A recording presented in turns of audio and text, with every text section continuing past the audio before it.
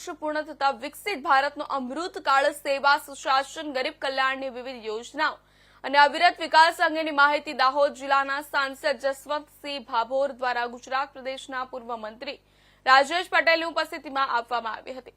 સંકલ્પથી સિદ્ધિના 11 વર્ષ પૂર્ણ થતા કેન્દ્રની ભારતીય જનતા પાર્ટીના નેતૃત્વ હેઠળ ભારતના વડાપ્રધાન નરેન્દ્ર મોદી વિકસિત ભારતના દ્રઢ સંકલ્પને આગળ વધારી રહ્યા છે તેમજ સેવા સુશાસન ગરીબ કલ્યાણની યોજનાઓ અમલીકરણમાં મૂકી જન જન સુધી યોજનાઓનો વ્યાપ અને વિસ્તાર વધારી સાચા જનસેવક રૂપે લોકપ્રિય વડાપ્રધાન તરીકે ભારતના ગૌરવને વિશ્વ કલક પર આરૂઢ કરી રહ્યા છે।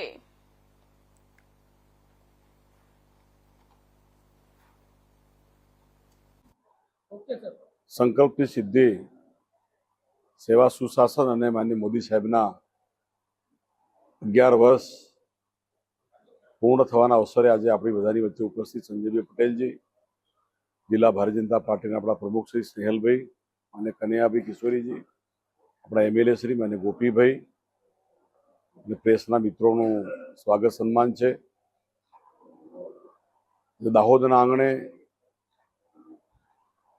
આજે આપ સૌ ઉપસ્થિત છો ત્યારે માનનીય મોદી સાહેબે છેલ્લા 11 વર્ષની અંદર દેશના યુવાનો, કિસાનો, મહિલાઓના વિકાસ માટે લગાતાર પ્રશંસનીય કામગીરી કરી છે।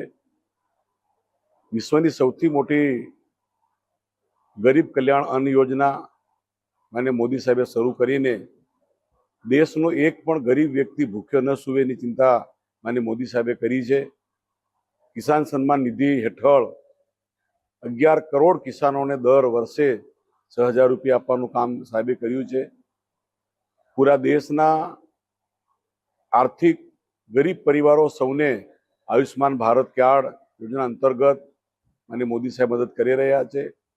દેશના નેશનલ હાઈવે હોય, એરપોર્ટ હોય, કૃષિ, ઉદ્યોગ, વેપાર, શિક્ષણ અનેક ક્ષેત્રે માનનીય મોદી સાહેબે 11 વર્ષની અંદર ખૂબ પ્રશંસનીય કામગીરી કરી છે। આજના પ્રસંગે ફરીથી આપ સૌનો આભાર। થેન્ક યુ, ધન્યવાદ।